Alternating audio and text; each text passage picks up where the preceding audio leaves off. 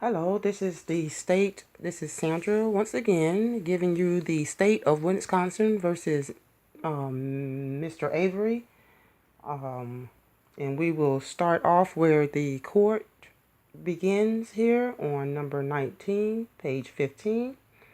You ready? Get yourself set up. Here we go. The court. All right, there appear to be 2 points that separate the parties, and I'm going to rule as follows.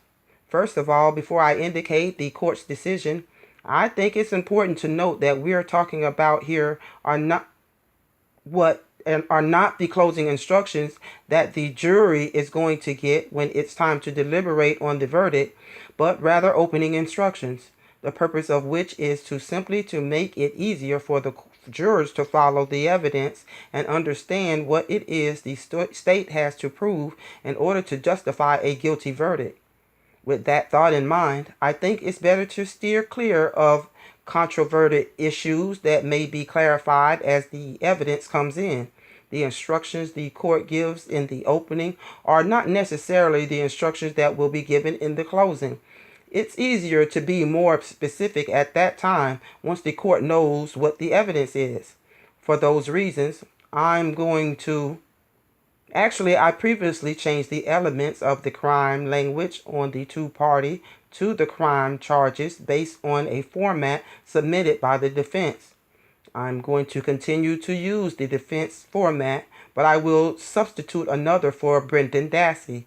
I agree that it's not a good idea at the start of the trial to focus attention on Mr. Dassey, although I understand that's the basis of the state's party to the crime theory. When the closing instructions are given, depending on how the evidence comes in, the request being made by the defense may well be appropriate. But for the purposes of the opening instructions, which are simply to outline the elements that the state must prove, I don't think that level of specificity is required. With respect to the anonymity language, as I indicated to the parties in prior correspondence, while the comment to the party to the crime instruction would suggest that the anonymity requirement is appropriate, the court has not had a chance to fully address the defense arguments, and there are arguments to the contrary that I believe must be addressed before the court is in a position to make a final decision.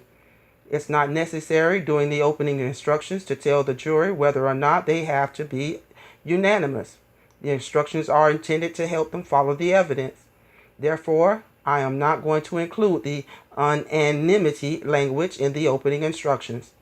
I did previously reword the opening language to the substantive instructions to notify the jurors that the court is going to be reading portions of the specific jury instructions.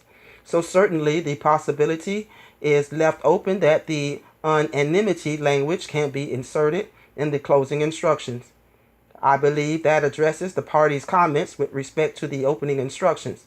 Is there anything else either party feels should be addressed before we bring in the jurors and swear the jury?